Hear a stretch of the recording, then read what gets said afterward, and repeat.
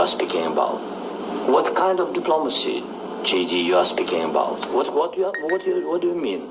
I'm talking about the kind of diplomacy that's going to end the destruction of your country. Yes, but if you Mr. President, with respect, I think it's disrespectful for you to come into the Oval Office and try to litigate this in front of the American media. Right now, you guys are going around and forcing conscripts to the front lines because you have manpower problems. You should be thanking the President for trying to bring an end to this conflict. Have you ever been to Ukraine? Did you say what problems we have?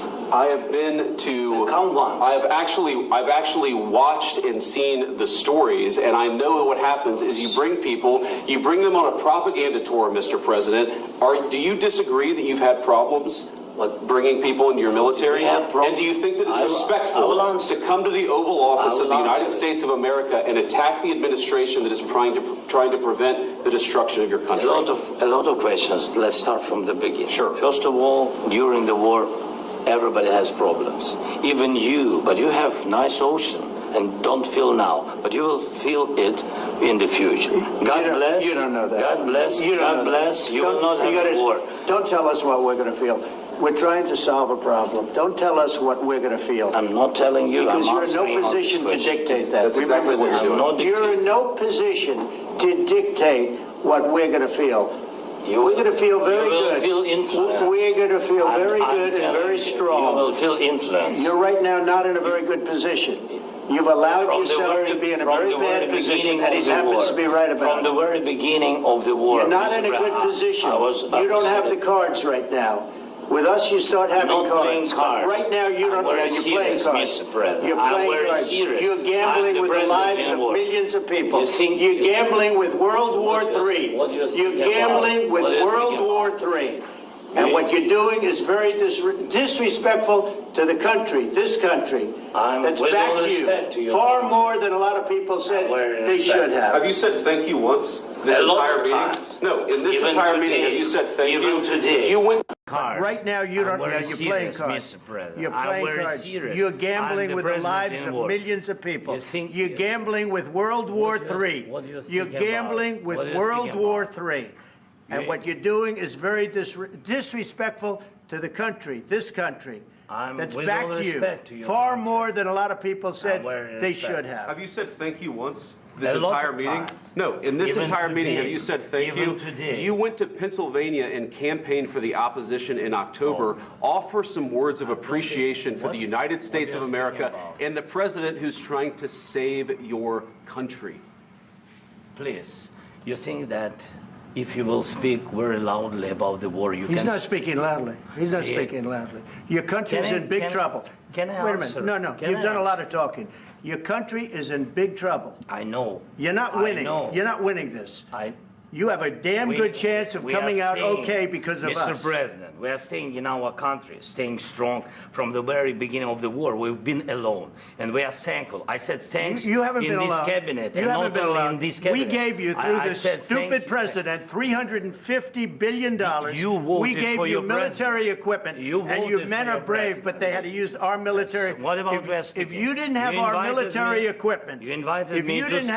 military equipment, this war would have been over in 2 weeks. In 3 days. I heard it from Putin. In 3 days. This is something maybe new. Less. In 2 weeks. Of course, yes. It's going to be a very hard thing to do business like this. I tell you. Just say thank you. I said a lot of accept that there are disagreements, and let's go litigate those disagreements rather than trying to fight it out in the American media when you're wrong. We know that you're wrong. Look at the attitude. Listen to the extract. I'm sure you've listened to that extract. What are your thoughts? He just seems he can go into the Oval Office and just demand money. Where has the money gone that has already been given? Where has the defence weaponry gone that was already given to him? Where has it gone? Why does he feel that he can go in there and demand funds for his war against Putin? That he has caused himself. Ukraine,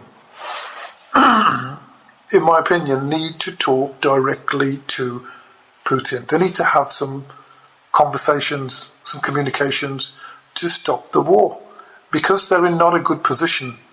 they are going to lose it all if not careful. And there are going to be a lot more deaths. And as Trump said, rightly so, that they're playing with World War III. World War III is not what nobody wants. People don't believe the seriousness of the World War III dilemma. We don't want that. Nobody wants, everybody wants peace. So why do you want to go to war? Why do you want more weaponry to fight? Why? Why do you want to put more people? If you've been dragging people off the streets as conscripts and putting them into war, why do you want to do that when you can have peace? You should have had peace. You've had a couple of years to establish peace. If you're a true leader, you will communicate and have peace. And that is what you need to strive towards, which is peace, not war. Lovers of war, lovers of evil, lovers of killing fields only come from the devil. So if you adopt the Christian values and say, love thy neighbour, love thy enemy, and talk to your so-called adversary and communicate clearly, I'm sure you will get a resolve. Not by going into the Oval Office and demanding money for your ongoing fueling of your own personal war. You have taken enough from America. Where has the 350 billion gone? Answer that first before you ask for more. Vikas Chopra, the Workers' Party, over and out. Yeah, I just went up to the press area to get an understanding of what we're watching. This is what I was told. The president has kicked Zelensky out of the White House. His delegation right now is telling him that he's got to go home. The president felt disrespected. Officials in the room felt that beyond the language barrier that we've heard some discussion about, Zelensky's body language, shrugging and eye-rolling, was ungrateful, disrespectful, and the president feels that Zelensky is not ready for peace, and he can come back when he's ready to talk about peace, but he's not in that position right now, and Zelensky is being told he's got to go. The lunch that they were supposed to have is sitting right outside the hallway, and the press staffers are going to be eating that lunch. This is really pretty incredible. We see the Jackie, SUV, hang on with us Zelensky's one moment. SUV. If you look to your left, you're going to see him. Let's watch.